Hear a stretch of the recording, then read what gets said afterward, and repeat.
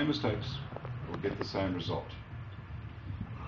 Another lesson from history is that we have to learn is there's great nobility in the heart of man, but there's also great evil, and very often they lie side by side. And the American Indians, as they call Native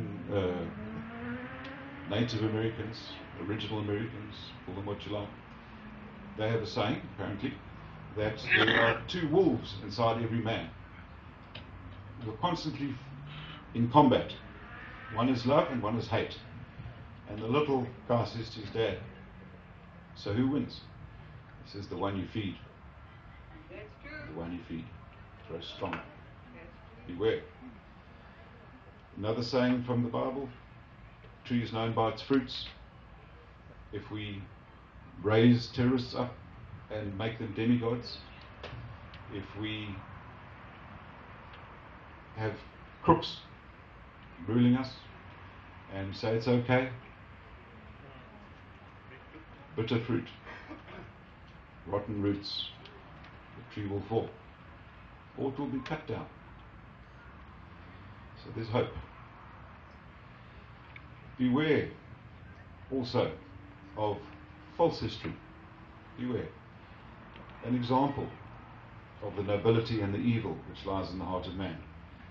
You've probably heard of or seen the movie Amistad, of a poor African slave who's dragged to America in chains, fought for his freedom, eventually gained his freedom. Wonderful story. But what did he do with that freedom? The movie doesn't tell you. I'll tell you what he did with it. He went back to Africa, became a slave trader. That's what he did with it. So he didn't use his freedom to create rights and freedom for others. He used his freedom to sell his own people into bondage. So beware of false prophets, beware of sheep in wolf's clothing, beware of Hollywood history. It's bunkum, if I could use that word. It's the populist view. It's the politically correct. It's historically incorrect. Beware. So I've tried to, in writing my book, which took 2.5 years, and it's not a big book, but I've tried to cover as much ground as possible. And I believe that by the end of it, it will instill in you a sense of pride in your history. And I'm very glad to say that I found much good to say about Ons Brein Mensa as well. Because listening to the speakers today, history is repeating itself once again. That there was a time we were at odds, there was a time they supported people against us. Going back a couple of 100 years now, not just a few years. It's come full circle. They've seen that the people they supported to get their freedom didn't give it to them. They were betrayed. But we're still here. 360 years later, we are still here. We also betrayed them. They fought alongside us bravely in 2 world wars. But in 1948, we took the vote away. Okay? They've never forgotten that. Let us not betray them again. Equally, there was a time when they would have sided with what promised to be the best pickings, shall we put it that way. There was a time when there were alliances between the Griquas and the Xhosas, depending on who thought they would get the most cattle on their raids. And then the tide of history changed and they came back home, you could say. I believe they're home right now. I believe we're in this together. Someone said, great trek in reverse. Okay? There's some truth in that, I think. I think a lot of people north are looking south. So your property prices are going to go up if you live in the Cape. So there's hope. But jokes aside, the tide of history has turned, I believe. I believe that political correctness is being shown for what it is. It's not the truth. And history is a weapon of mass instruction. And they often say history is written by the victors. Well, even that can be used. When I wrote this book, one of the motivations was I saw the names of towns which had been established by our Voortrekker fathers were being changed. Monuments to their history were being destroyed.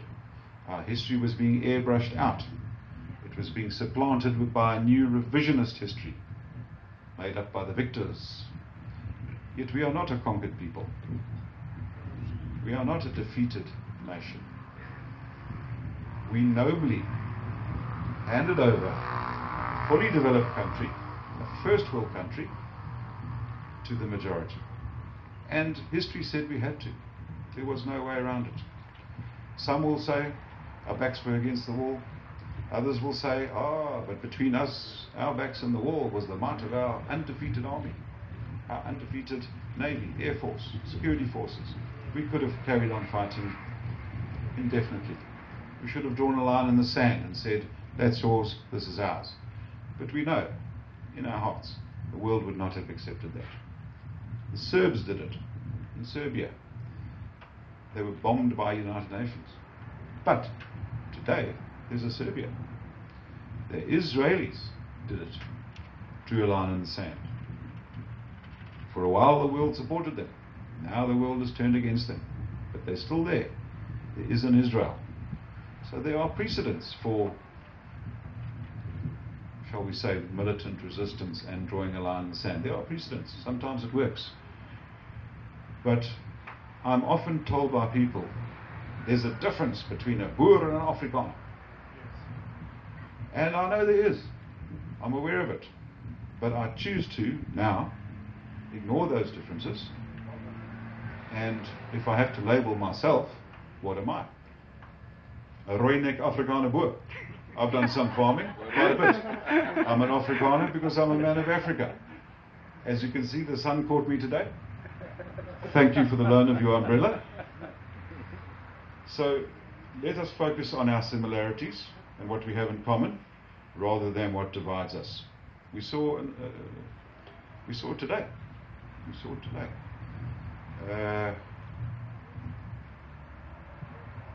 For whatever that tent stood for, at least we know whose side they're on. Okay? And their great leader, I wasn't a supporter of him necessarily. He's a man with feet of clay, like all of us. But he died in the same way as these poor folk on this wall of remembrance.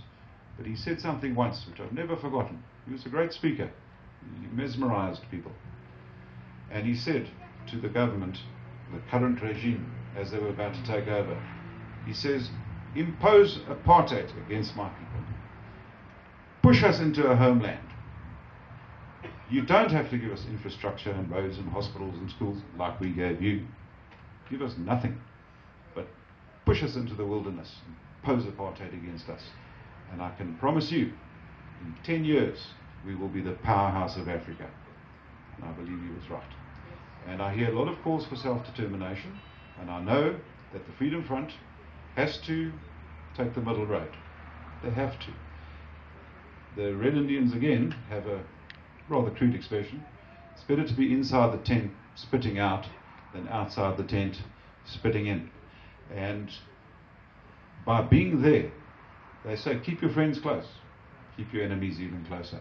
By being there, by having a voice, no matter how small, you have a voice. If you're not in there, you have no voice. You'd be outside with a poster. That's what you're doing. You're standing outside Parliament with a poster, complaining about something. But if you're in there, you can do something. So, as a fledgling politician, I want to urge you, there's only one party that has opposed these bills that have been passed recently, which has increased BEE. It's not brain economic empowerment, it's black economic empowerment, which means white economic disempowerment. Every other party in Parliament voted in favour of that bill, increased BEE.